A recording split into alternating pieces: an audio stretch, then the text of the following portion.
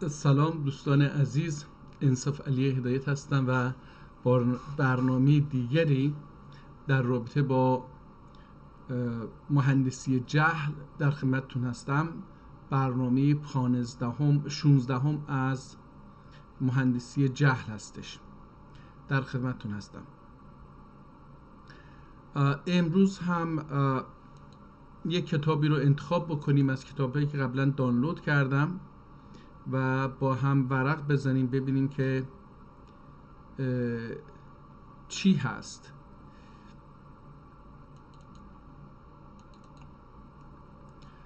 اوکی، دیروز کتاب شرح دیوان حافظ رو خوندیم که شرح نبود، تا اونجایی که متوجه شدم من شرح نبود، ولی یک میشه گفت ترجمه دیوان حافظ بود در 1077 صفحه.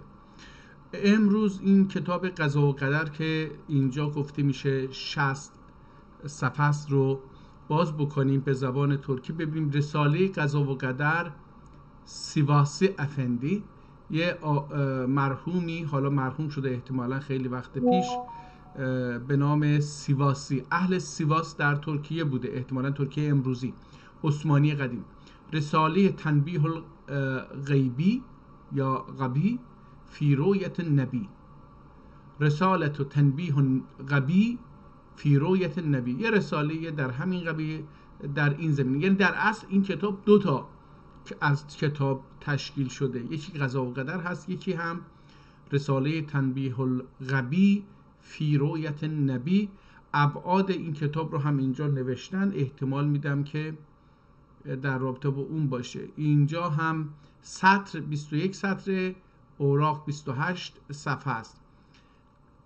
Üsküdar'da valide Atik Cami-i Şerifine Kemankeş Emir Khace'nin vakf ile düki kitaplardandır. اسکدار یه محلی هست، یه شهری هست در نزدیک استانبول که الان به استانبول افزوده شده و در اونجا یه مسجدی هست که اسم مسجد والده عتیق جامع شریفی، یعنی یه مادری که احتمالاً اسمش عتیق بوده این جامع شریف، یعنی مسجد شریف رو چیز کرده، کمانکش. حالا اونجا یک کتابخونه هست، یعنی در حقیقت کمانکش امیر خاجنین وقف ایلدوی کتابlardandır، یعنی یکی از اون کتابایی که قبلا هم دو کتاب ازش از موقوفات این دکتر به این مسجد خوندیم. یکی از کتاب‌های اون هم همینیه که الان می‌بینید دستیه و به زبان ترکی باید باشه. حالا ببینیم که این چه شکلی شروع میشه. جالبه که اولین کتابی که می‌بینم بدون بسم الله شروع میشه، مثل یک سوره در قرآن که بدون بسم الله شروع میشه. بله، همون مهر این کتاب رو اینجا می‌بینید. اینجا میشه این مهر رو حسابی دید. هذا الكتاب وقف عبدالقادر الشهیر به امیر خواجه الاسکداری به جامع والده سلطان العتیق، والده ببخشید العتیق فی الاسلام رضانه الله.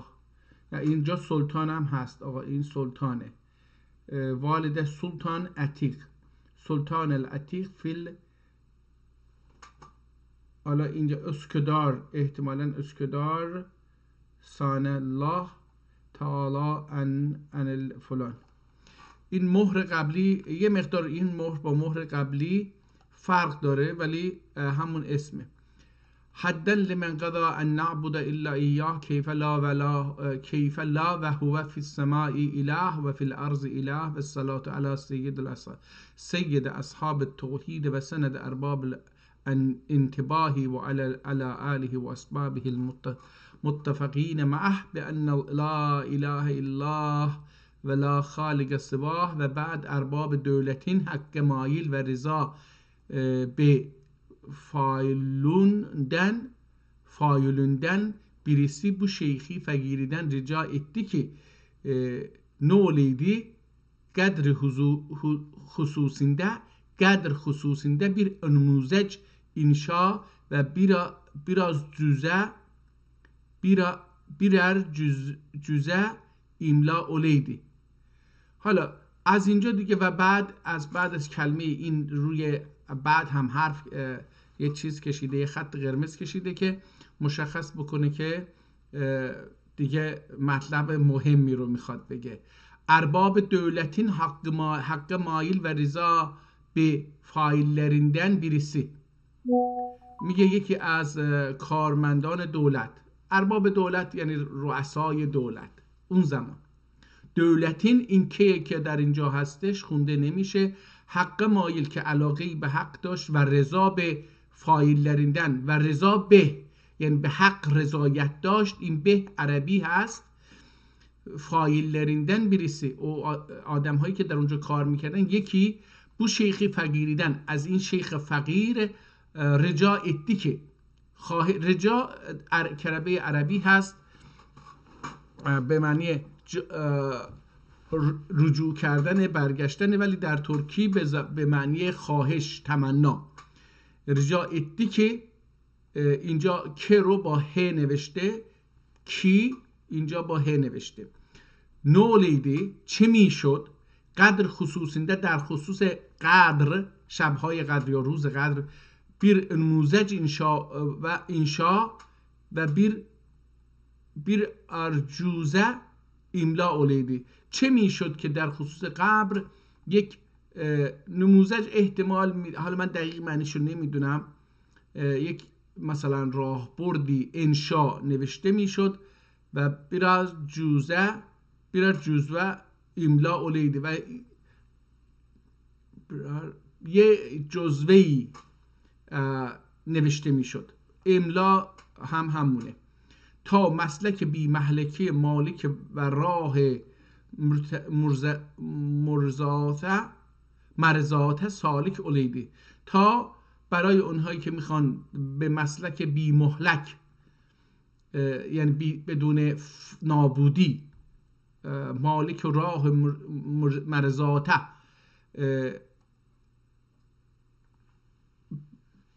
مالک اون راهی که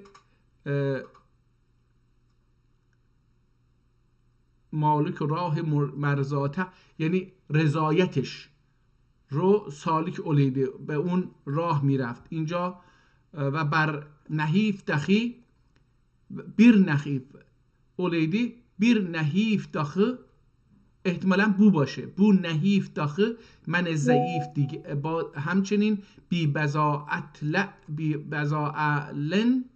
بزاعتلن مگرر ایکن لعل و ایسا و لیس لعل و اصاب و لیسه و لا تعلن دوا görmüyor، روا görmüyor. میگه که من بی بضاعت اگرچه گفتم مقرر شد از اینها، مقرری که یعنی قرار گفته بودن، لعل عربی کلمه هست آقا، شاید، عسا، احتمالاً، لیس ممکن نیست و لا من بو ایشی جورم برم، یعنی آقا داشت این میگفت آقا از من دست بکشید، من نمیتونم اینو بنویسم.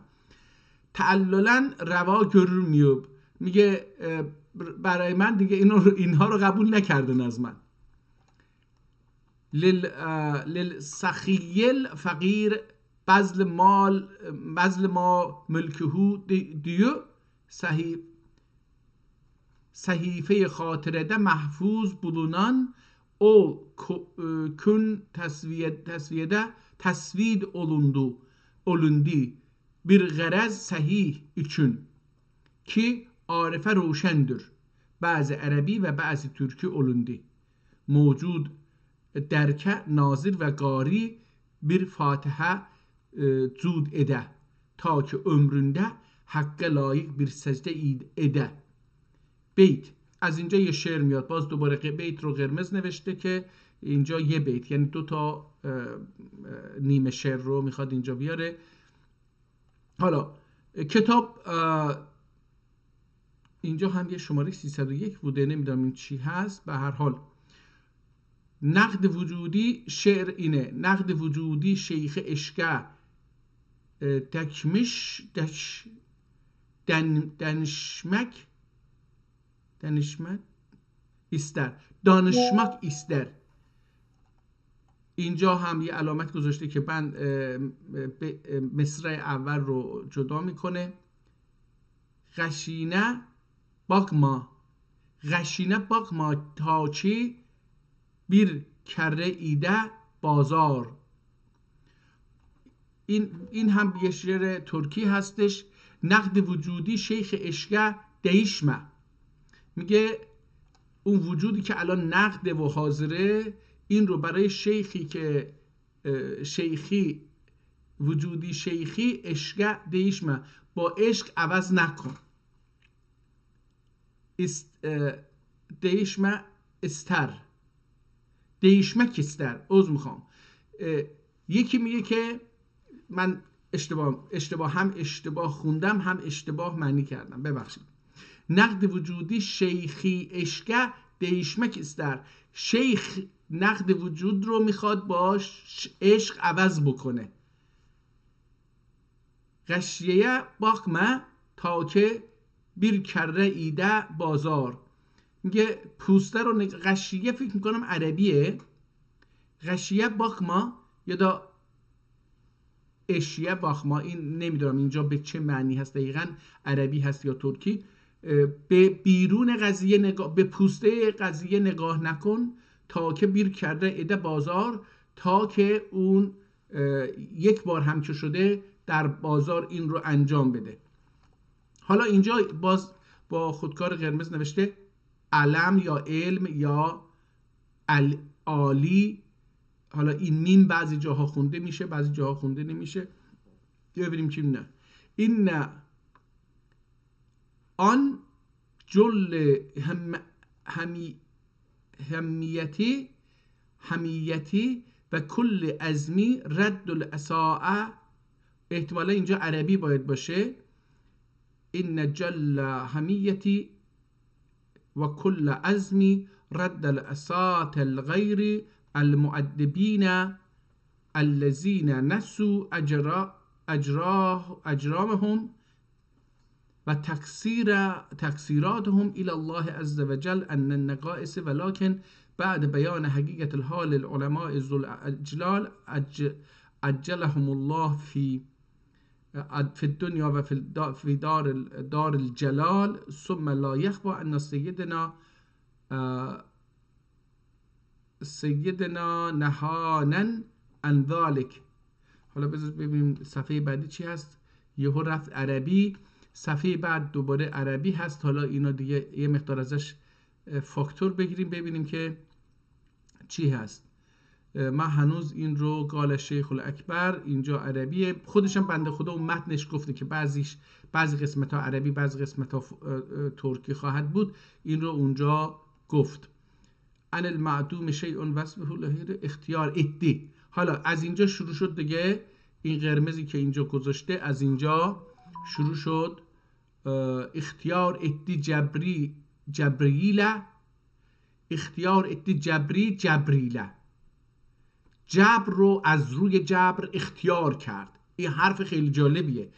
یعنی بعضی ها تو فلسفه معتقدن که هر چیزی که ما به دنیا میایم و از دنیا و در دنیا انجام میدیم و از دنیا میریم، هیچ کدوم ما حاصل ما نیست.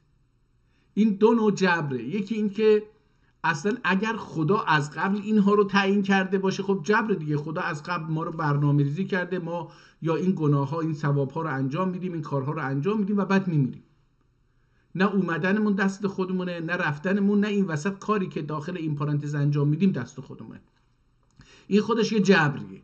اگر خدا میدونسته برنامه ریزی کرده باشه خودش جبره، چون ما نمیتونیم از برنامه‌ای که اون ریخته علیهش عصیان بکنیم و بریم بیرون. یکی این حالت رو داره میگه. یکی هم این که جهان، حالا اگر خداوند ما رو آزاد خلق کرده باشه، اراده ما رو آزاد گذاشته باشه، ولی زاده شدنمون و مردنمون دست خودمون نباشه، بقیه کارها تو داخل این پارادایس دست خودمون باشه، بعضی از فلاسفه معتقدن که باز هم همه چیز بر اساس جبره. ما هم در 1-2 هفته پیش با دوست محترممون جناب اوغوست تورش بحث میکردیم قضیه جبر رو. ایشون معتقد بود که اصلا 100% زندگی جبره. خب علتش چی هست که 100% جبره؟ برای اینکه میگن آقا این ژن‌ها و دی ان هایی که وجود داره، این مواد غذایی که به بدن ما میرسه یا نمیرسه، این وضعیت اجتماعی تربیتی، اینها ما رو کانالیزه میکنن.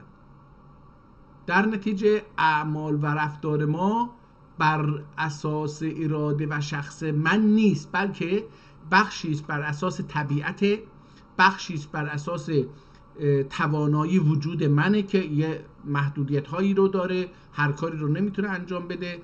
وجود من توانایی بعضی کارها رو نداره و در نتیجه جبره و بخشی از وجود ما هم تحت تاثیر ژن و دی ان ای و نمیدونم دین و آداب و رسوم و پدر و مادر و دوستان و معلمان و کتاب و دولت و سیستم سیاسی حاکم و نیروهای قدرتمند مادی و نظامی و اینها هستش که ذهن ما رو، عمل ما رو کانالیزه میکنن. حالا اینم جبره، بازم ما آزادی چندانی نداریم. اختیار اتی جبری جبریله بوده اینجا یه مقدار رنگش چیز شده نمیشه فهمید. اهل عشقین ایمانی جبر آمی که فعلی توحید در بوده. اینجا رو نمیدونم به اهل عشقین، حالا میگم اینجا بوده را اهل عشقین ایمانی جبر آمی، میگه عشق اهل ایمان هم یک نوع جبر عمومی هستش. نگاه کنید اینجا همون حرفی که من توضیح دادم رو گفت که فعلی توحید دور که عملی یا در حال انجام دادن کار توحید هستش. اینجوری بگیم بیت خاصن اخص ارکانی کاملین پر بالی در بوگدر یا بوگدر. بیت اینه، قسمت اولش مصرع اول میگه خاصن اخص ارکانی. خاصن یعنی مثلا فرض بکنید که پیغمبر خاص دیگه برای خدا، اخص حالا اخص یعنی خاص ترینش مثلا پیغمبره. حالا یه عده‌ای هم مثلا فرض بگیرید امام ها ما خاصن، اینا ارکانن، ارکان رکنن. پس خاصن اخص ارکانه، یه آدمی مثلا امام که اون اخصش پیغمبره، اون پیغمبر یه ارکانی داره، مثلا حالا یه ایمان مثلا کاملین پر رو بالی در بگدر. اون شخصی که کامله اون هم پر هست هم بالی در بگدر، یعنی اینقدر. حالا اینجا چند تا مسئله هستش که من مثلا این بالی در نمیدونم یعنی چی، یعنی این رو نفهمیدم. ناقصه کسر و بال و نقصانlı اختیار اصلی قدرت تابع. احتمالا اینجا هم شعره. ناقصه کسر بال و نقصانlı اختیار اصلی قدرت تابع. قدرت خود وجود ربانی در میان نیست اهل محو و فنا. اختیار از کجا فانی. تو که باشی و این سخن شیخی بگذر از رسم اسم نادانی. حالا هم ترکی شعر ترکی آورد اینجا، هم شعر فارسی آورد. ناقصه کسر و بال و نقصانی، فردی که ناقصه، حالا یعنی از نظر عقلی، احساسی، اجتماعی، رفتار اجتماعی، عاطفی، دینی، ادراکی، دینی، ایمانی، از هر جاهایی که ناقصه، کسر بال و نقصانی. این بال اینجا هستش، اون بالا هم بال بود دیگه، باز این یک کلمه است، نمیدونم به معنی چی است. بال و نقصانی، اگر این بال به معنی همون بالی باشه که مثلا بال در زبان ترکی چند تا معنی داره، من حالا یکی دو تاشو بگم خدمتتون. یکی اثر،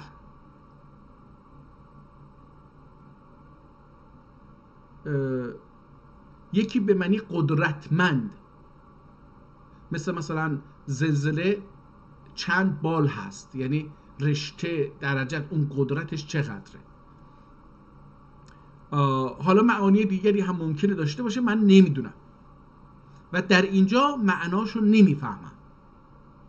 و نقصانی اختیار اصلی قدرت تابع، میگه اون اختیار اصلی، اختیار، حالا این اختیار نقصان داره و به قدرت تابعه.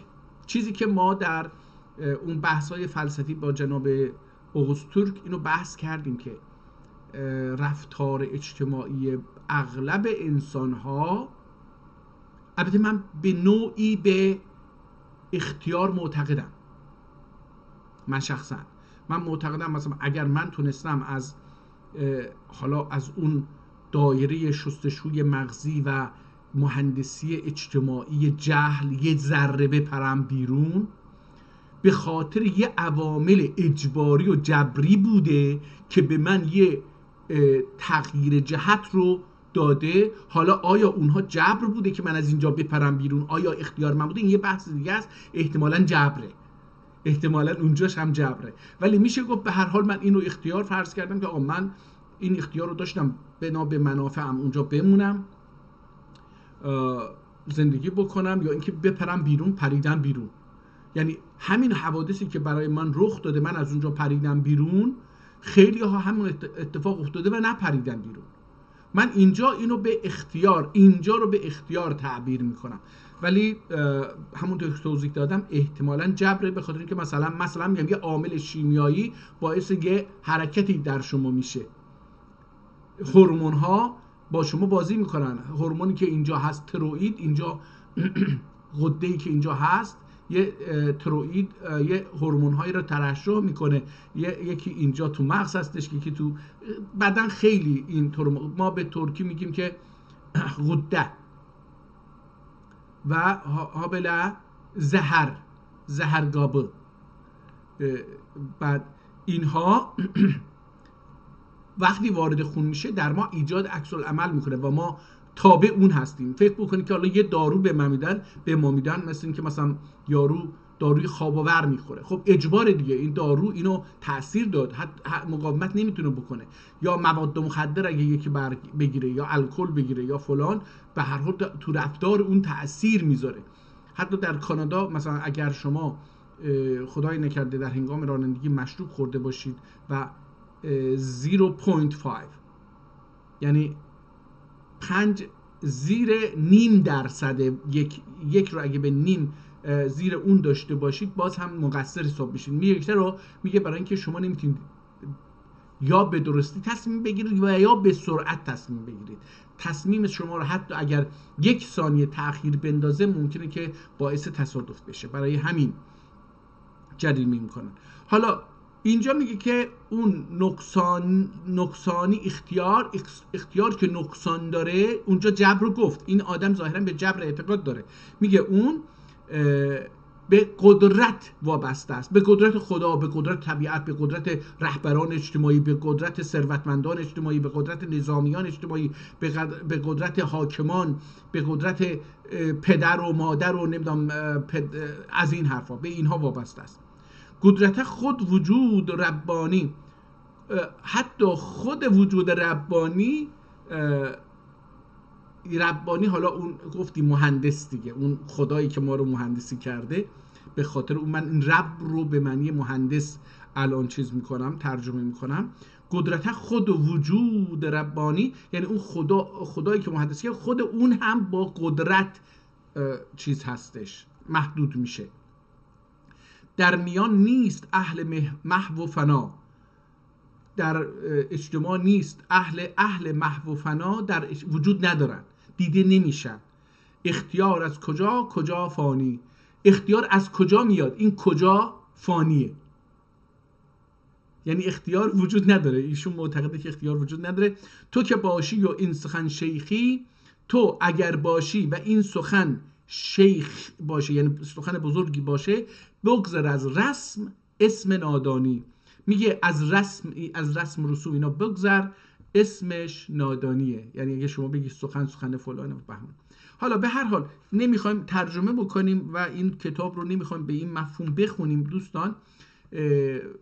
قصد و غرض این هستش که بگیم این کتاب ترکی هست و مهندسی جهل تلاش کرده بگه که ترک ها کتاب ندارن، ولی ما در اینجا الان فکر کنم این 17 یا 18 کتاب ترکی هستش که ما به شما معرفی میکنیم و متنش رو از اینجا و اونجا یه چند میخونیم تا متوجه بشید که این قضیه چقدر جدی هستش و کتاب ها چقدر علمی یا عرفانی یا فلسفی یا اخلاقی یا دینی یا تفسیر یا شعر، در حالی که در زبان فارسی اینها وجود نداره و در حالی که اونها ذهن ما رو چنان جهل و مهندسی کردن که ما تصور میکنیم که زبان ترکی کتاب نداشته و زبان فارسی زبان اصلی بوده، در حالی که ما بر اساس خوندن این کتاب ها متوجه شدیم که در جهان اسلام اگر زبان عربی زبان دین بوده، اون حکام اسلامی، اون خلفای اسلامی که حدود 800 سال به جهان اسلام حکمرانی کردند، از تمامی زبانهایی که در حیطه زبانها و دینهایی که در حیطه زیر چتر امپراتوری و قدرت سیاسی و دینی اونها قرار داشت حمایت کردن، اجازه دادن اونها رشد بکنن، با اونها مخالفت نکردن، از نظر مالی کمک کردن که اونها آثار بیافرینند. یکی از اون زبانها فارسیه. اما همونطور که دیگر زبانها و فارسی توانایی هماوردی با کتب ترکی رو ندارن، با کتب عربی رو هم ندارن، ولی به نظر من میاد که احتمالاً زبان عربی یک مقدار قوی تر باشه به خاطر اون جنبه دینیش. یعنی کتاب های بیشتری در زبان عربی در همین 700-800 سال که ترک ها حاکمیت داشتن نوشته شده باشه، ولی کتاب های ترکی تعدادش ممکنه که خیلی هم کمتر از اون کتاب های عربی نباشه. اما در مقایسه با کتاب های فارسی که اکثرا 99% کتاب های فارسی شعره، حالا انواع شعر دیگه، همه رو به عنوان شعر میگیم، مثنوی باشه و هر چی باشه اینها رو شعر میگیم، اونها در مقایسه با کتاب های ترکی یک قطره است در داخل یک مثلا بگیم استخر پر از کتاب های ترکی در زمینه‌های مختلف علمی، سیاسی، اقتصادی، اجتماعی، جغرافیایی، تکنیک، تکنولوژی، صنعت، اخلاقیات، تفسیر، همه چیز در هم، جادو جنبل، همه چیز. ولی مثلا فارسی فقط در یکی دو تا کتاب در عرفان احتمالاً داشته باشه، احتمالاً اگر جعلی نباشه، بقیه همش شعر.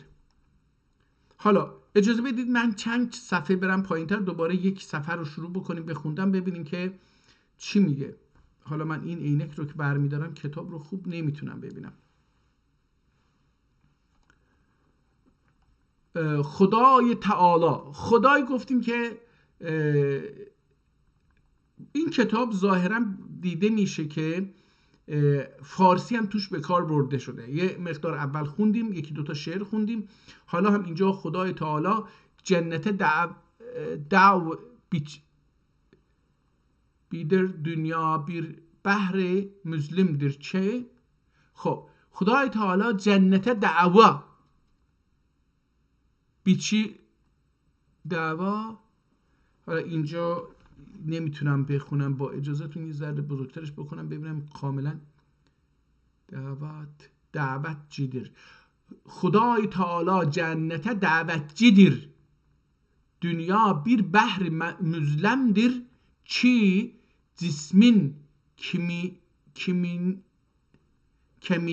kemici ruhdur ki sefine teni riyah graniye ile istimale ma'murdur. Yaxud bir talib ilme bir tac akçe versen kağıza kaleme vurduyu biçare suxte ol mebleği şarabe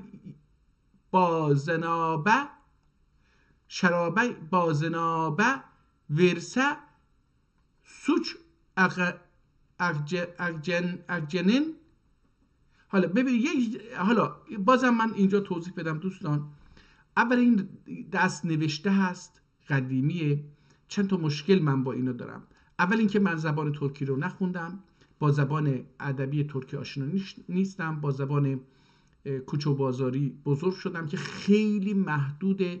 با دست نوشته مشکل دارم، با هر نوع خوشنویسی مشکل دارم، نمیتونم بخونم.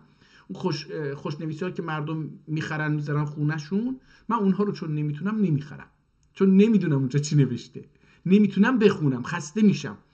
حالا دست خط هم برام خیلی سخته، نمیتونم بخونم، اینم دست خطه، در این حالی که این یک کتاب قدیمی هست و دست نوشته هست.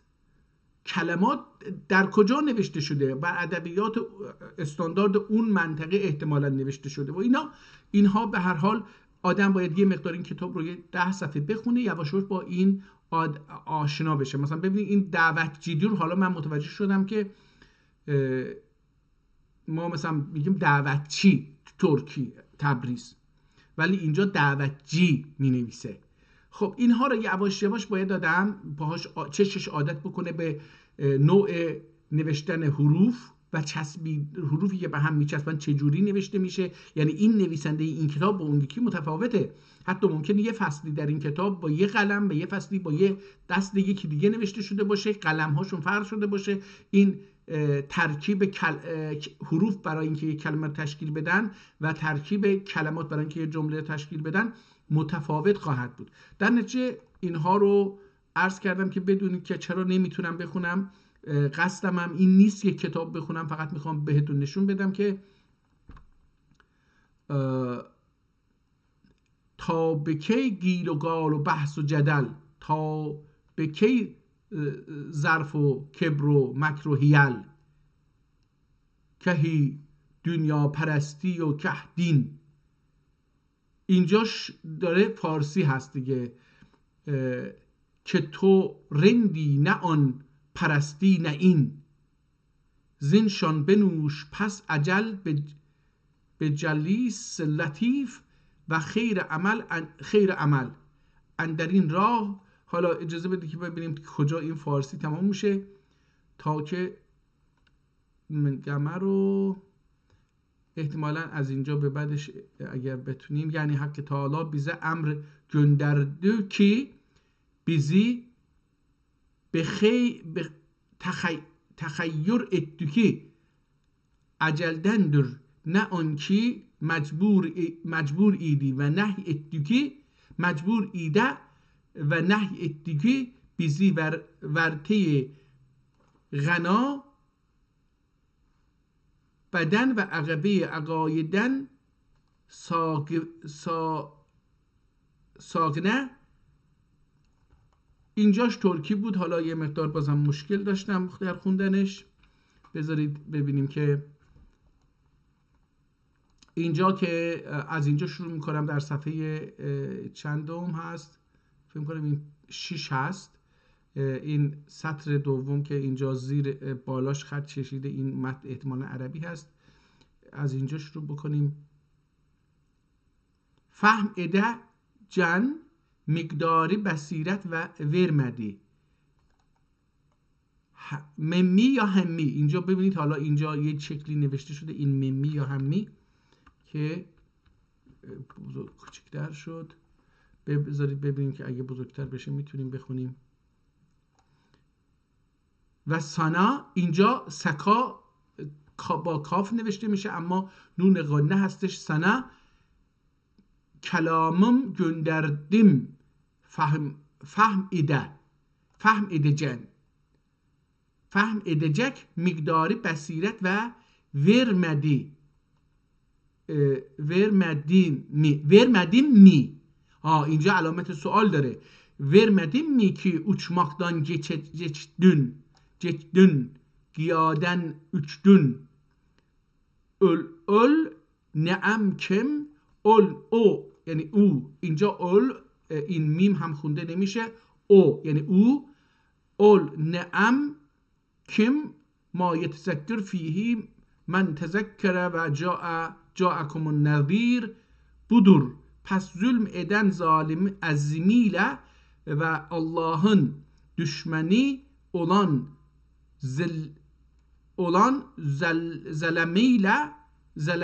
zelemiyle meyl و مناسبتle zulm sıfatin. این کتاب خیلی جالبه. هم در مورد فلسفه صحبت میکنه هم در مورد اختیار صحبت میکنه و بعد این رو میبره به سیاست. یعنی احتمالاً این در رابطه به عرفان زیاد نباشه چون که داره در این بحث داره در مورد ظلم و اینها و صحبت میکنه، قدرت رو ربط میده و اینا. خب این کتاب احتمالاً کتاب به عقاید باشه و در عقاید اسلامی هم با ظلم و اینجور چیزا جایگاه بسیار قدرتمندی داره. حالا اینجا ببینیم این ادمیان چی میگه. گل ای عاشق geçen مرد لافی. بذارید ببین اگر اینجا گل ای عاشق geçenin مرد لافی تو yarın bug değilsen مرد صافی. خبر sürsen براهن خواجه کانی خواجه آنی یا نانی bulupdur her dükkanda neçe کانی. کان میشه معدن، دکانم که مغازه هستش، بلوبدور پیدا کرده. خب کتاب ترکی هستش. بریم یه صفحات آخر. راستشو بخواید من کلی هم امروز خسته هستم، راه طولانی رو رانندگی کردم، در نتیجه یه مقدار خسته هستم. باید حالا اینجا این بحث کتاب گفتیم این کتاب احتمالاً 2 تا جلد کتابه. الان این بحث اول تموم میشه. من تلاش میکنم اینو بخونم برای اینکه ببینیم میتونیم ازش اسم نویسنده رو در بیاریم که اینجا اینجی اهل سنت و جماعت در کش کسرهم الله. کش خوندم اینجا، نگاه کنید. کسرهم الله و حالا بالقوتی بالقول ثابته راه و سلطه کندیلو نفسیندن اختیاری بالکلیه نفی ادنده. چی شد این کتاب چی شد؟ اوکی.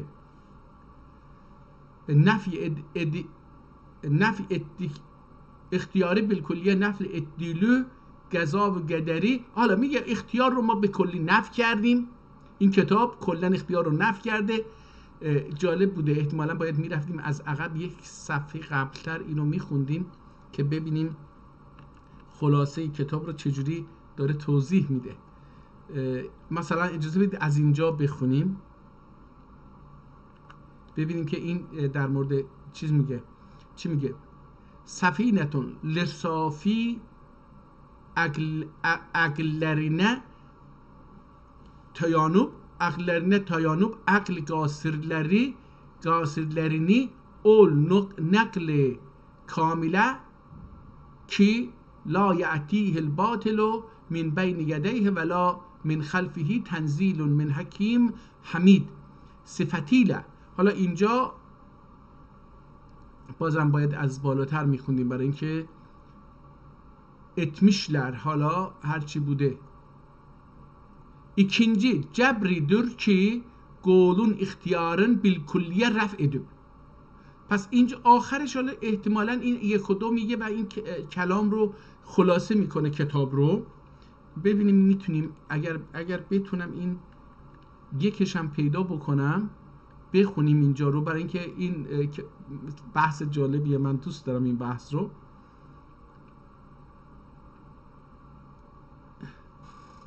مستحق oldu. Sanma kim sanma kim ya sanma این sanma هستش در اصل. sanma kim zulm eden mühik oldu. فکر نکن sanma فکر نکن که کسی که ظلم کرده محق شده، دارای حقه. گناهی مذهبده واردور. گناهی مذهبده واردور احتمالا یعنی در مذهب مذمت شده. bu کلام که حلال öyle بعض ظلم حرامdır. دیگر که به هر حال حلال بعض ظلم حرامdır. Bunu şeytan ünvan edirse etti. احتمالا شعر اینجاست. احتمال میدم که bunu şeytan ünvan derse etti. قلبلرینه bu شاخی غرس etti. بله اینجا شعره دیگه. از اینجا اون مطالب رو به شعر داره بیان میکنه. خسرودارینه مظهر olubdur. خسرودارینه مظهر olubdur.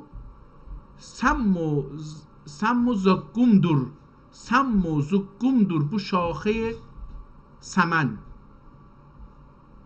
سم که این سمی که الان هستش اون در ترکی بوده، احتمالا همون سم زهر همون باشه. زقوم میگن یک نوع میوه‌ای هستش بسیار تلخ که بیشتر در جهنم خواهد بود.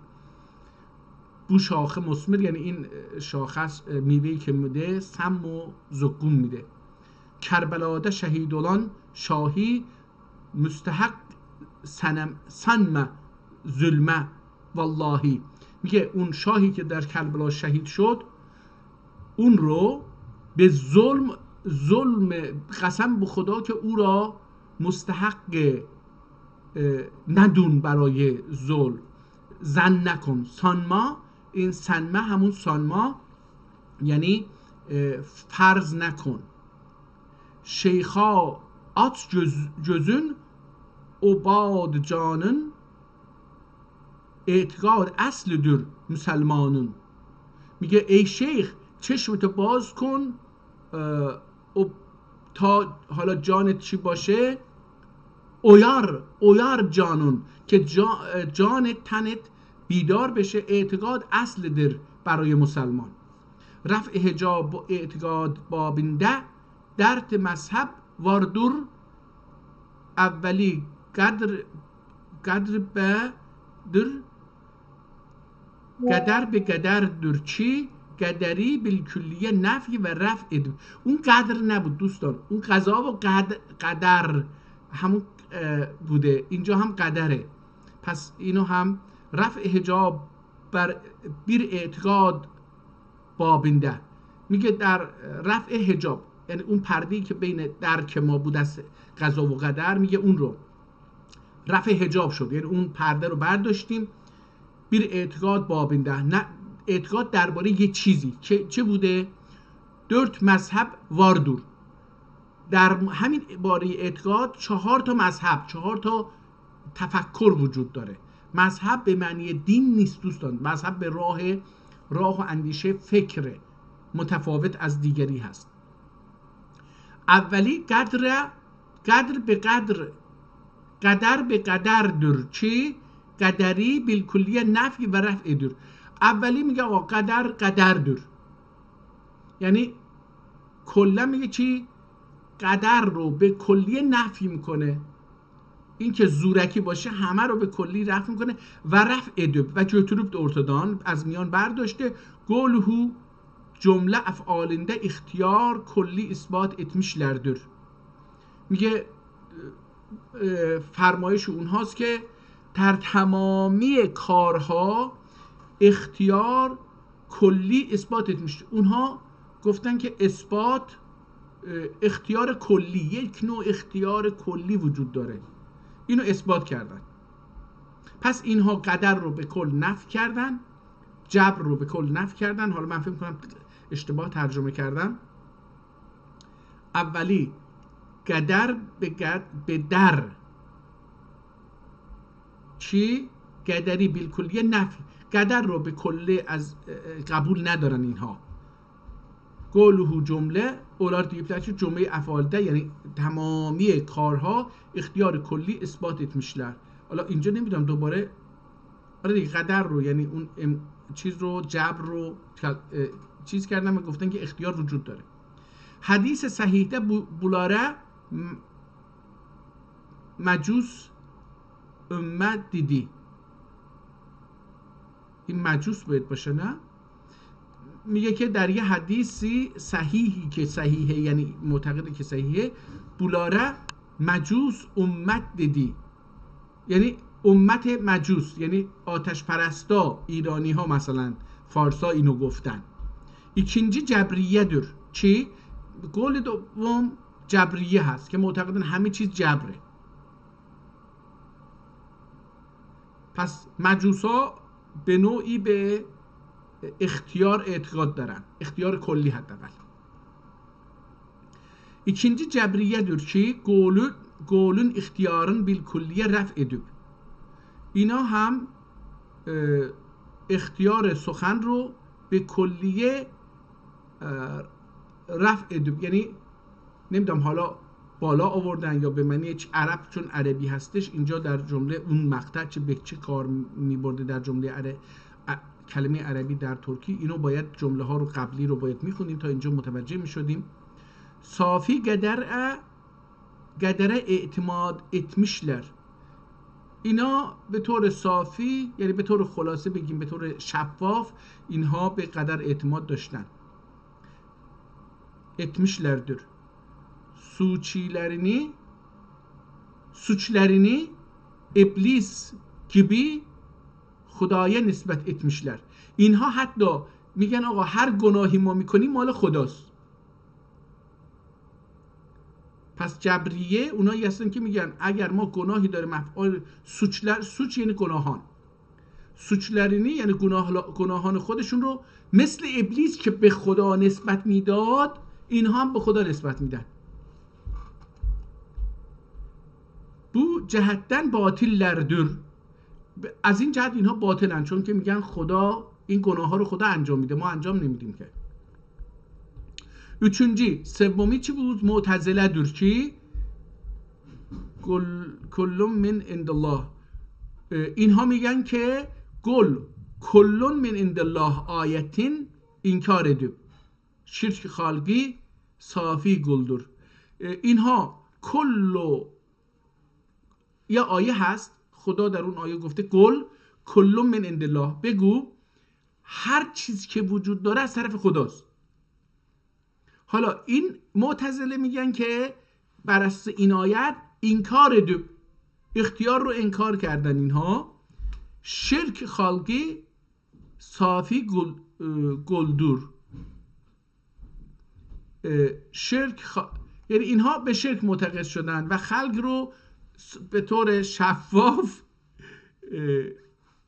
حالا اینجاشو کامل نمیدونم دوباره، خیرین خالق خیر که خالق الله dediler. خیرین خالق الله dediler.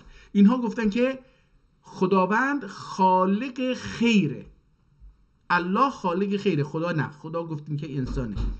dediler bu fakirler بیچاره‌ler ve sefihler safi gafillerine tayanıp akl gasirlerini ol nakl kamile ki لا یأتیه الباطل من بین یدیه ولا من خلفه تنزیل من حکیم حمید sıfatıyla müttesifdir tercih ettikleri için azallahullah ala ilmin ateynahu mazhar düşmüşlerdir.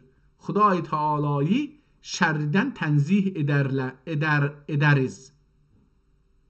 Sanıp lakin bunun vücudu binin ve خودdur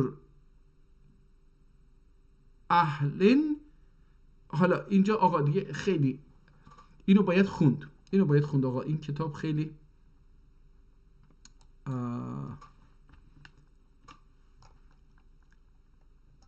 به هر حال با معتزله هم به مشکل برخورد دیگه. معتزله هم گفتن بخشی از اینها اینه و بخشی هم اونه.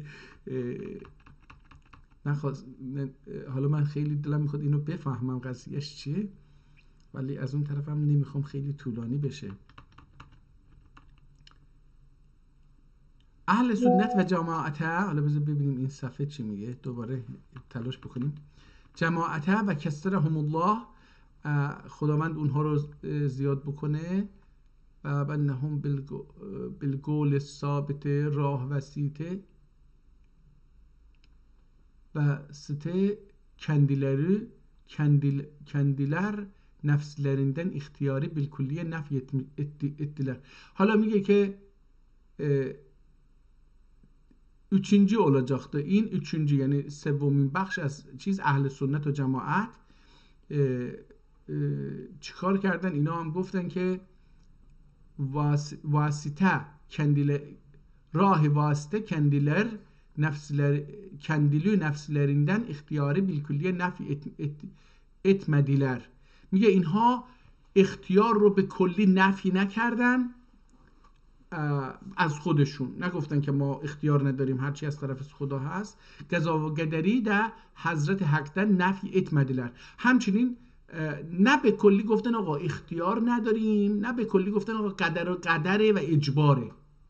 گفتن هر دوتا رو قبول کردن. گفتن که خدا هم اختیار به ما داده و همین که قدری هم قدر حضرت حقده نفی اتمدله، یعنی حضرت حضرت الله هم دارای این قدرت، اعمال قدرت میکنه به هر حال. حداقلش اینه که مثلا پیغمبر رو انتخاب میکنه. خب دیگه این یعنی میاد یکی رو میگه آقا تو مثلا نماینده من، بقیه رو انتخاب نمیکنه. اینجا یه قدریه، برای دیگران انتخاب نشدن. چرا انتخاب نشدن؟ اتمدلر بلکه قضای ایمان الله تعالی خالق و قول عاملدür وقع لا kendi ilmini izharda ihtiyar cüzvisi vardır. میگه که اینها قضا و قدره، به قضا و قدر، به قضا حداقل ایمان به خدا و به الله خالق و قول عاملدür و گول عاملدür. گول، حالا اونقدر عربی و تو فارسی خوندیم که آدم هر چی که میخونه تلاش میکنه که از اونجا بیاد. گفتم ذهن ما عادت میکنیم که گول عاملدür. گول یعنی انسان عامل هست. ببینید حالا اینجا این کلمه گول وقتی به انسان خطاب میشه، احتمالا این کلمه در ترکی به معنی انسانه، نه به معنی برده.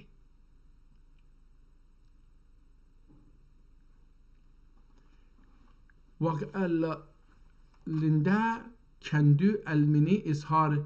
حالا اینجا لنده نمیدونم اینجا این کلمه چیه، نمیتونم بخونم. کندو علمینی اظهارده اختیار جزویسی واردور. میگه در اظهار علمی که داره اختیار جزوی داره.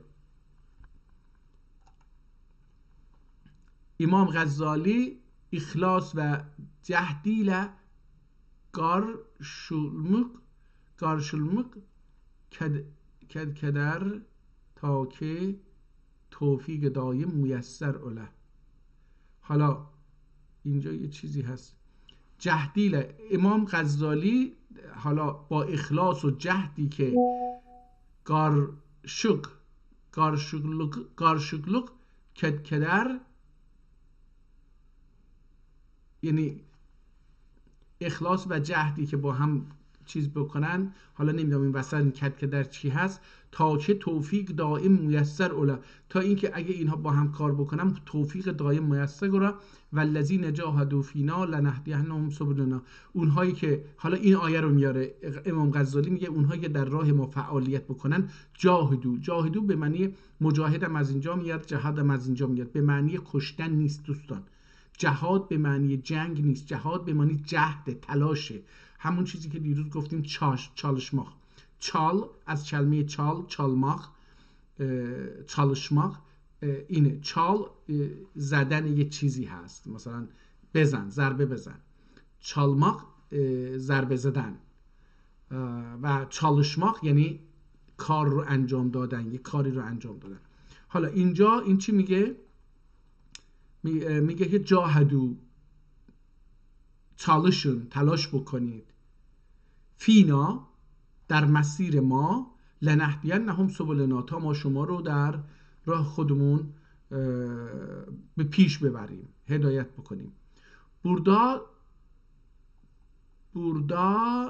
بردان معصیت گزا اتسه استغفاره ندم و توبه ایله گشولمک جرک.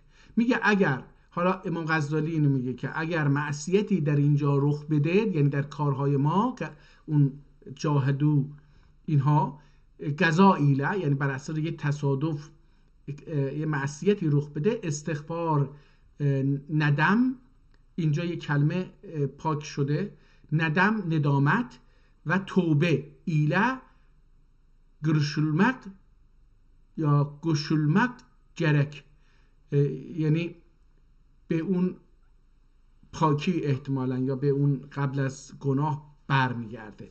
تا افعله، تا اینکه عفو بشود. و این اتم ادنا، اگر شما برگردید برمیگردونیم. بودور اگر نعمت گزا اتسه، اگر یک نعمت رو به خاطر قضایی حالا یا به دست بیاره یا از دست بده، شکر له. حالا اینجا منظورش به دست میاره، اگه به خاطر یه اتفاق یه نعمتی به دست بیاره باید شکرشو بکنه. گارشولمک جرک، اینجا هم میگه که باز گارشولمک یعنی باهاش روبرو بشه، یعنی با شکر بره پیشواز این نعمت. مثل گارشلاماق، گارش هم به معنی وجبه، وجب با یه چیز رو با وجب اندازه میگیریم، این گارش هستش. هم به معنی گارشه یعنی روبرو، مواجهه. اینجا گارشولمک جرک یعنی که روبرو بشه، مواجه بشه. تا زیاده اوله، تا اگر شکر بکنه نعمتی که از طریق یه قضا یه اتفاقی میفته، چی میشه؟ شکرشو بکنید زیاد میشه.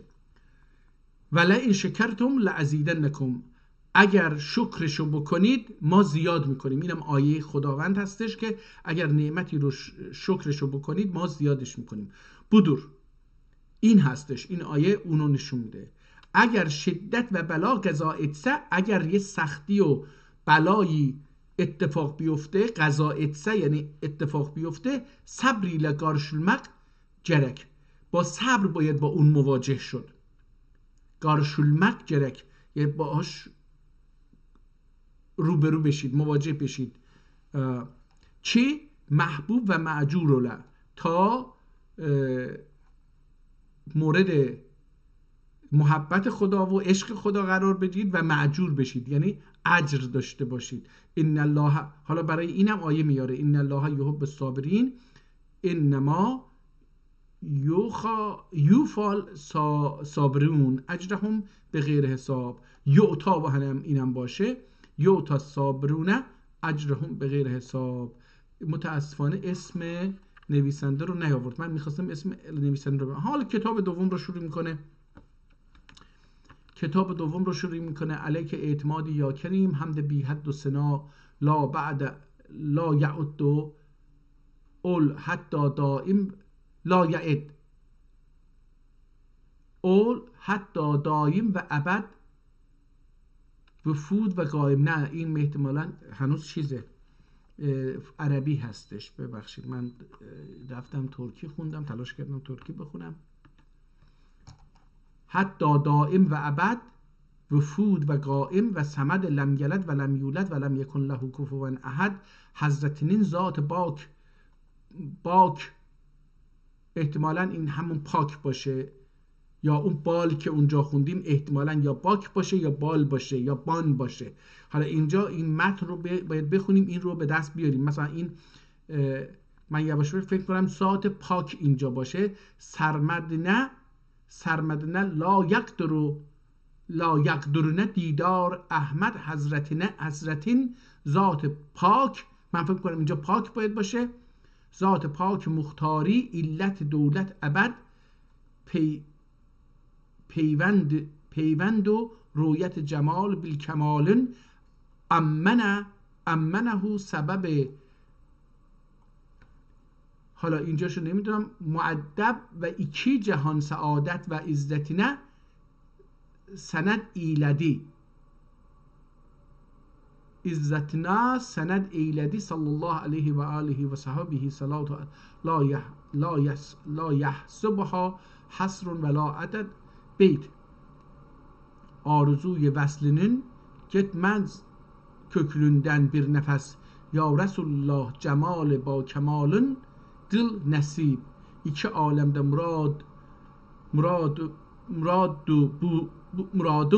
muradım budur. Budur ancak haman ki müyesser ola vesleti bu cehane engarib. و بعد iş bu فقیر و دردمند و قلیل مستمند قلیل البضاعه و دخیل صناعت شیخ الحرم المحمدی خادم فقرا احمدی یوسف ابن یعقوب الحلواتی حفظه الله عن العفت و الفتنه شول وقت چی شرف خدمت. حالا آقا نویسنده کتاب مشخص شد، اینجا این بخش کتاب مشخص شد که شخصی هست به نام شیخ الحرم محمدی خادم فقرا، حالا احمد یوسف ابن یعقوب حلوتی، یکی از این دو هستش که حالا هر کدوم هستش نمیدونم، که شرف خدمت میده. خدمت میسور مید ولد آدم صلی الله علیه، بله ولد احتمالا خدمت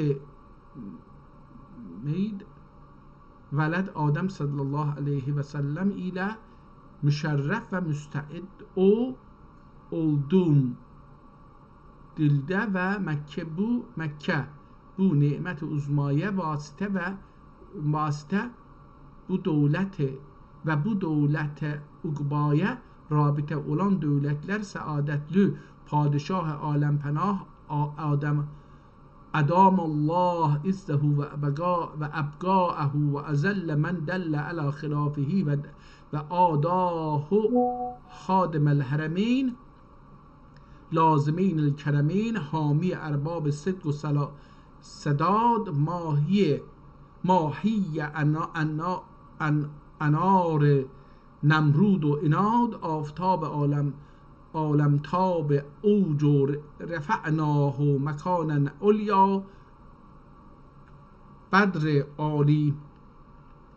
عالی قدر برج و لقد استفیناه منا فی الدنیا الذی یا مکا. حالا اینجا فی الدنیا الذی، حالا اینجا رو دستکاری کردن، یکی اینو دستکاری کرده. اختصر ذکره بین السلاطین فی المنبر السید المرسلین السلطان ابن سلطان مراد خان. آقا این مراد خان چقدر آدم علم دوستی بوده. اگر یادتون باشه اون 3-4 کتاب قبلی رو هم در دوره ایشون به فرمان ایشون نوشتن. اینجا هم دوباره همین مراد خان رفعه الله بالقدر اعلامه و بسط فی الارض عدله و احکامه و زاد شرفا و کرما و مهابتا و عظیما و جهدا و بر و دفع و تکریما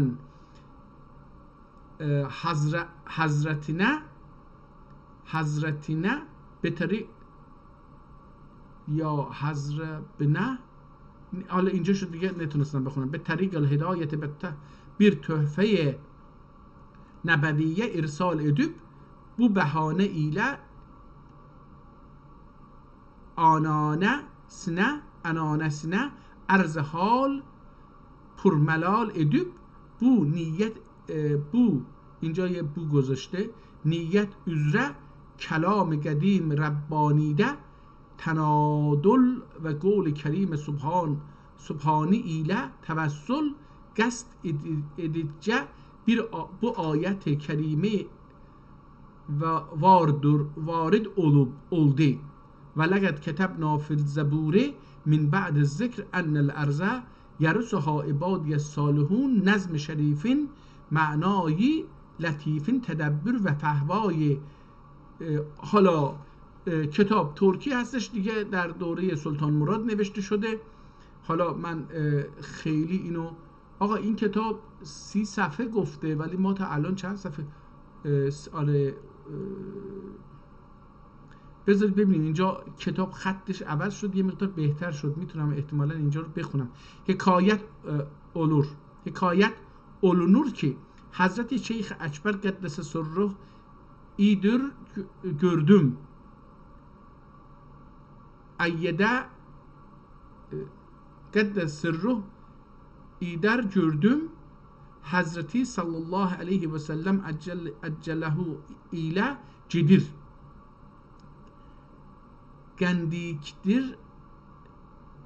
Gendiktir sezdiği sual ettim. Sezdiği sual ettim, ümmetten bir fakir sekran maut halindedir. Şeytan imanına havale olmuştur. İlla acele ederim diyor buyurdular.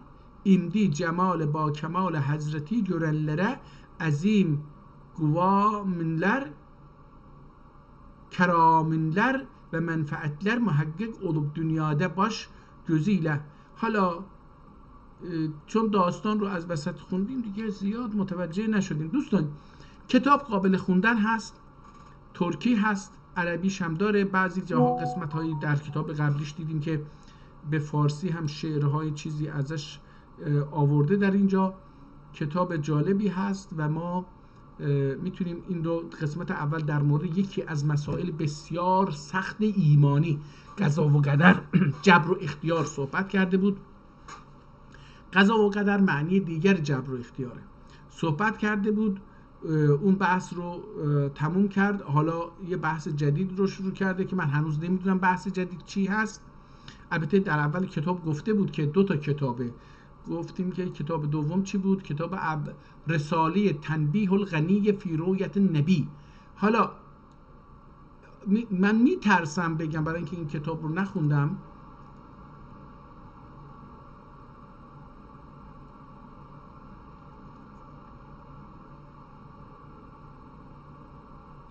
اومدیم اینجا درست فکر کنم که اینجا بود ولی ببینم این کتاب رو. بله از اینجا شروع شد دیگه، از اینجا شروع شد این کتاب. ما مهر کتاب رو دوباره دیدیم. اجازه بدید این صفحه رو بخونیم، به نظرم شاید بتونیم این صفحه رو بخونیم. دخی görməkə باعث olur. اگر صلاح üzrə isə mənfəəti ziyadə olur. اگر dəgilsə bari axar nəfəsdə yenə görərdi dəxi. Görər dəxi ruhin təslim edər. Süləhhanın dəxi kimi öz ködər kimi çok görer ve kimi çok چخ اینجا چخ به معنی چخ. کیمی pes dahi kimi az görer, kimi çok görer ve kimi bir an müfarik olmaz inşallah Teala. باب ثانیه، از اینجا باب ثانی شروع میشه، یعنی فصل دوم شروع میشه. حکایتی استماع edersin ve dahi معلوم şerif ola ki şeytan benim suretime müştemil ölmez diyor bir dildiler sebep oldur ki şeytan mezher zelalet ve mesderi betalet ve cehalet olup Hazret sallallahu aleyhi ve sellem mezher hidayet olmuşlardır. Ve dahi Hazret nur alem ve münevver ümem olup şeytan ma'den zulmü menbe-i alem olmuştur. Zulmetin nuri yanında zulmetin nuri yanında vücudi bu kadar zulmet nur davası ide edilmez. Nur davasın edilmez.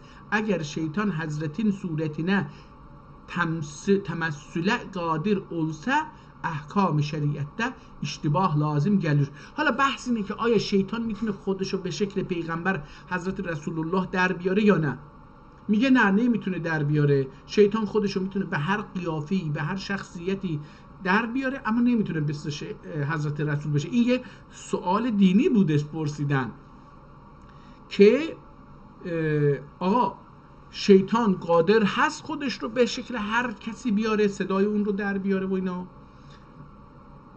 جواب برای اینه که بله، شیطان این توانایی رو داره که خودشو به هر قیافه‌ای در بیاره و هر صدایی رو هم در بیاره. سلام علیکم. علیکم سلام عزیز دوست عزیز.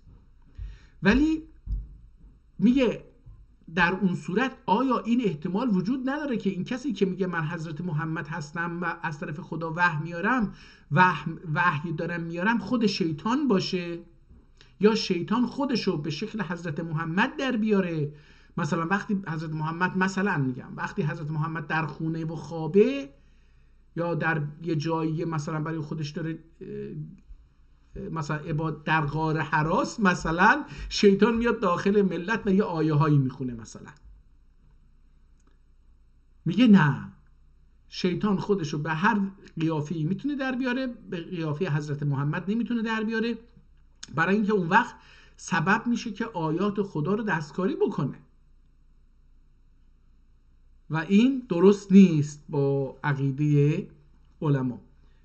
شیطان معدن ظلم و منبع علم olmuştur، برای اینکه شیطان معدن ظلم و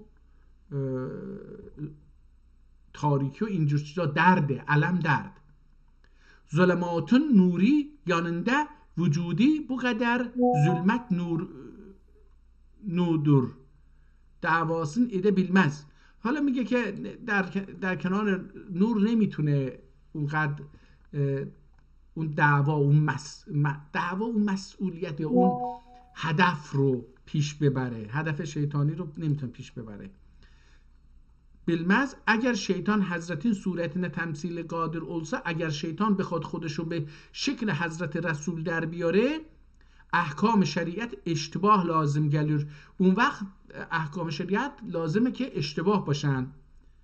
حکمت الله مخالفtur، اما حکمت خدا بر مخالف اینه که این اتفاق بیفته. bir kesenin şeytanı İslam'a gelmeyip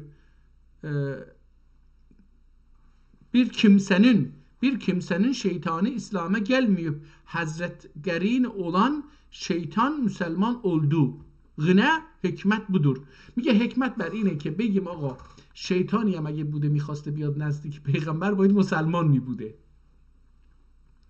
خب به هر حال این هم یه بحث جدی اعتقادیه، فلسفی نیست. اینها دوستان گاهی اینها رو به ما به عنوان فلسفه چیز میکنن، غالب میکنن. اینا فلسفه نیست، اینا احکام مسائل اعتقادیه. شما اول باید یه دینی رو، یه چیزی رو قبول بکنید، بعد بیایید بگید که آقا این مثلا سوالهای اونجا رو بتونید جواب بدید. البته این سوالها رو بخونیم خوبه، برای اینکه متوجه میشیم که قبلی ها ببینیم مثلا در دوره هارون رشید و بعدش، در دوره به خصوص البته در مورد اموی هم، از دوره معاویه به بعد، در دوره یزید هم بحث‌های سیاسی و اعتقادی جدی وجود داشته که همین بحث‌های اعتقادی جدی باعث تغییر رژیم بعد از حالا نمیدونم چقدری از امویه به چیز شد، به عباسیه شد و در دوره عباسیه این بحث‌ها بسیار جدی‌تر شد که از دلش ترک‌ها بیرون اومدن. یعنی قبلنها ترک‌ها بخشی از حاکمیت خلیفه عرب بودن، اما در اثر اون مباحثات جدی فلسفی و عرفانی و اعتقادی راه برای اینکه خلافت عرب‌ها و از خاندان پیغمبر سلب بکنن و ترک‌ها به عهده بگیرن باز شد. اینها در اثر همون بحث‌های بسیار جدی هستش که نتیجه سیاسی میده. شما یعنی فرض بکنید که در دوره حضرت علی، در دوره ابوبکر و عمر و عثمان و اینها و حضرت علی یه بحث‌هایی وجود داره که از دلش کسانی وجود میان که جلوی حضرت علی وای میستن و باهاش میجنگن و حتی میکشنش، همونطور که عمر رو میکشن، همونطور که عثمان رو میکشن. یعنی این داخل اون بحث‌های عقیدتیه که راه رو باز میکنه یه عده‌ای خود مسلمان‌ها میکشن. یعنی و بعد اگر میبینی که در جهان اسلام خلافت از یه خاندانی به یه خاندان دیگه میره، یا یه خلیفه عوض میشه، خلیفه دیگه میاد، یه خلیفه مثلا پدرشو میکشه یا یه خلیفه فرزندان خودشو میکشه، برادران خودشو میکشه، پدر خودشو میکشه، اینها در اثر اون بحث‌های عقیدتی هستش که ما فکر میکنیم تنها تأثیر عقیدتی داره. نه، اینجوری نیست. مثلا اگر شما قبول بکنید که شیطان میتونه به شکل پیغمبر بیاد، اون وقت این مشکل اتفاق میفته که خب از کجا معلوم که کدوم آیه رو شیطان گفته، کدوم آیه رو پیغمبر گفته؟ البته من یه زمانی اون آیت الله محمد تقی جعفری، علامه محمد تقی جعفری یه بحثی داشت، یه زمانی یه اشاره کرد به یک آیات که پیغمبر اومد یه آیه‌ای رو گفت و بعد خداوند گفت این رو شیطان به تو القا کرده و اون آیه رو پیغمبر برداشت، گفت آقا این آیه درست نیست. خب در نتیجه این راه رو باز میکنه به ده‌ها سوال و اصل اسلام. شما اینها رو فکر نکنید که و تأثیرات سیاسی بسیار عمیقی داره، خیلی عمیق، تأثیرات سیاسی عمیقی، برای اینکه شما افکار سیاسی روی فلسفه و اعتقاد شما بنیان میشه. وقتی که شما یک دینی رو مثل اسلام به عنوان دین خودتون بپذیرید، حالا فلسفه شما میاد این دین رو عقلانی تر نشون میده، قابل باورتر نشون میده، قابل ایمانی تر شدن نشون میده.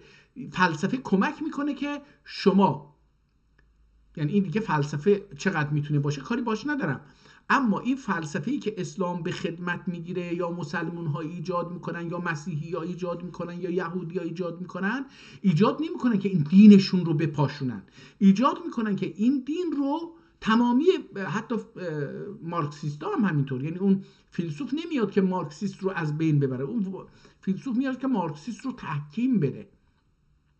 فلسفه‌ای که ایجاد میکنن برای اینه.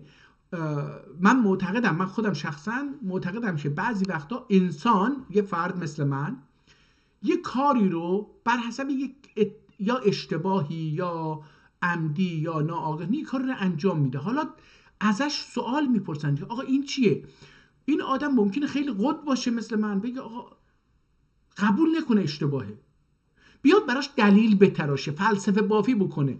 اون جای فلسفه‌ای پیدا میشه با خودش. یعنی یهو شما با یه فکری روبرو میشید.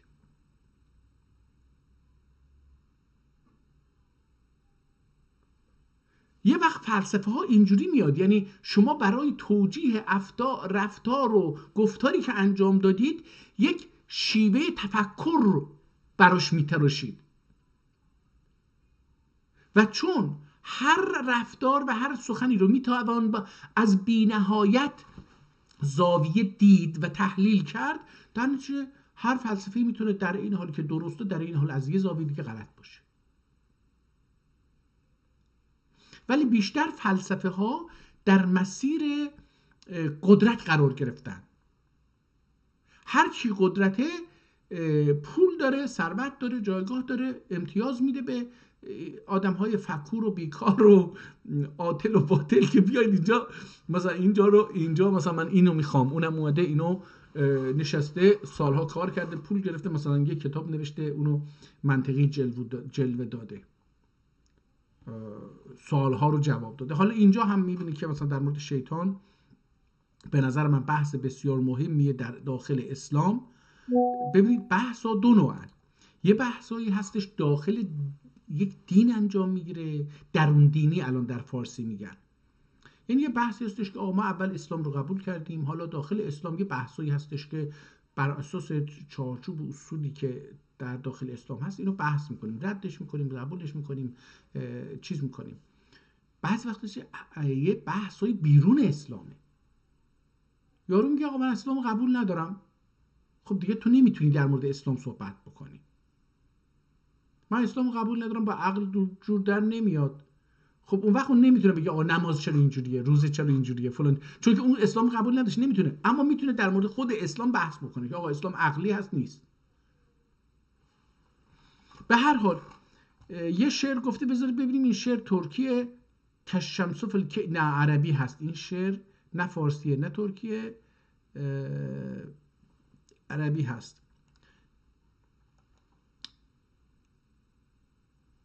آقا من فکر کردم این عطاره ولی عطار نیست، عطا هست. حکایت bir hikayet Şeyh Taceddin Ataullah idir قطب عالم کونی و وجودیله کون و وجودیله علویدر. حضرت خود اون 8000 عالمین نوریدر. خود این حضرت، حالا من این کتاب رو خیلی دیگه میگم روی بعضی چیزا صحبت میکنه که شاید قبولش، میگه خود این حضرت اسمشو آوردن شیخ تاج الدین عطاالله، این خودش نور 18000 عالم boude. Nuridir kutb anın yanında قطره değildir. میگه اون در نزد همین عالم، در نزد قطب یعنی اون شیخ اجلی که اونجا وجود داشته، قطره değildir، قطره هم نبود. سماوات و ارزین عرش و کرسی حضرتین وجودی وجود پروجودی ل مالامال دور. احتمالا در مورد حضرت محمد داره صحبت میکنه که این آدم در نزد حضرت محمد قطری بیش نیست. سماوات و ارزین عرش و کرسی حضرتین وجودی پروجودی ل مالامال دور. یعنی میگه آسمان ها و زمین ها، حالا ارزین یعنی زمین ها یا دو زمین، عرش و کرسی، حالا این عرش چی هست و کرسی چی هست، اینها هم از وجود پروجود حضرت احتمالاً محمد صلی الله علیه و سلم مالامال دور، دولو دور. حالا این مالامال احتمالاً یک کلمه ترکی هست، احتمالاً مالامک صاف کردن باشه، مال کشیدن، مثل مال کشیدن، مالامال، یا تا لبه پر بودن. مثلا یه ظرفی هست، کوزه، هر چیزی پر از اون آبه یا اون مایه هست، مالامال دولودو. این مثلا ممکنه، ولیکن bu معنایی idrak eder ancak اهل حال دور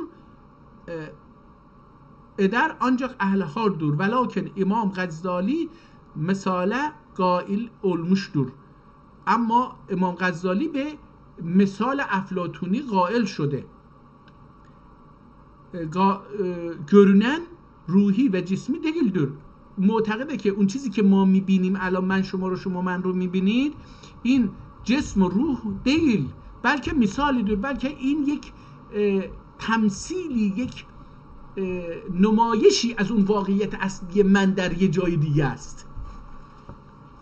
اینو اولین بار این خدا بیامرز افلاطون مثل افلاطینون رو مطرح کرد. اینم داره میگه که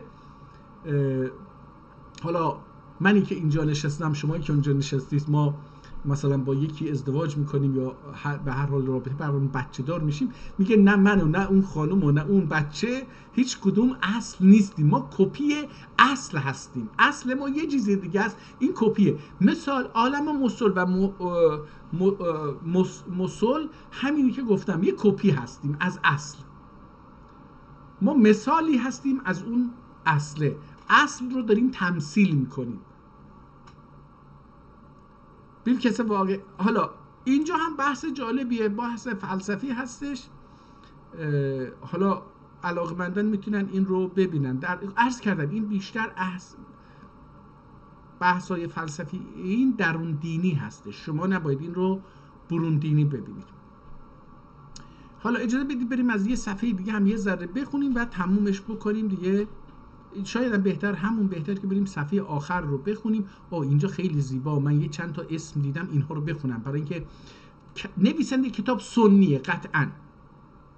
حالا من اینجا یه چند تا کلمه دیدم که به نظرم جالب اومد که اینو بخونم براتون برای اینکه ببینید که سنی ها چقدر با ما شیعه ها فرق دارن. نه müştür. Şimdi gelip beşaret edikte Hasan ve Hüseyin radıyallahu anhuma cennet cevanlının seyyididir. Cennet cevanlarının seyyidleri ve Fatıma radıyallahu cennet hatunlarının seyyidesidir dedi. İmam احمد و نجاری بخاری احتمالاً امام احمد و بخاری و مسلم و سنائی و سایرleri rivayet edirler ki Asidin Hasir رضیالله این نمیدونم این اسیدین چی میشه امید هستش سیدین این الف فکر کنم اینجا اضافه هست edirler سیدین حسیر رضی الله شاید هم اسیدین باشه عربی اسم دیگه اسیدین حسیر رضی الله انهو eder bir gece telavet edirdim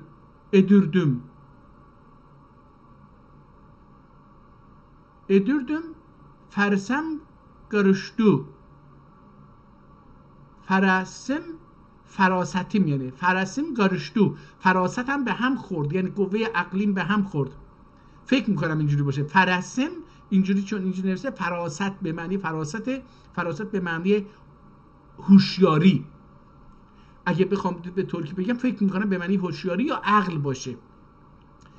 گارشتو بغلو ایدی بغلی ایدی یعنی بغلو ایدی یعنی بلی ایدی همان harekete ya bağlı idi hemen harekete başladı coğlan eyledi sakin oldum gumu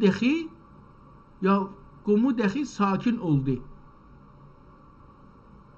yine Kur'an'a başladım kim ve coğlan eyledi başımı yogu guldur yukarı hemen yugu kaldırdım الان میگیم کالدردم. ببینید اینم دیگه بریم صفحه آخر اینجا از صفحه آخر رو ببینیم یه اسمی میتونیم ازش تموم بکنیم یا تاریخ olur ve kıyamet gününde gayet Hazreti garib olup ehli şefaat ve kıyamet gününde gayet hasr oldu. Neçe biçare ya şefi olmak mensebine vasıl olur. Allahümme erzukna ve'fi enna veğfir lena ve livalideyna vel cemil mu'minin vel mu'minat vel muslimin vel muslimat الی آخره. تمت تاریخ نداره. خب دوستان خیلی طولانی شد، عذر میخوام. من تلاش میکنم که کتاب رو خیلی کوتاه بخونم، ولی کتاب دیگه وقتی میخوای بخونی از این صفحه و اون صفحه و نمیدونم از این موضوع و اون موضوع به طولانی میشه. ببخشید، به هر حال جدا میگم من تلاش میکنم که این رو کمتر از نیم ساعت بخونم، ولی نمیشه. فکر میکنم باید یه چند سطر از اول کتاب بخونم، یک چند سطرم از آخر کتاب و تموش بکنیم تا نیم ساعت باشه که خستتون نشه. بسیار متشکرم. امیدوارم که روز خوب و سال خوبی رو داشته باشید. به امید دیدار در روز دیگر.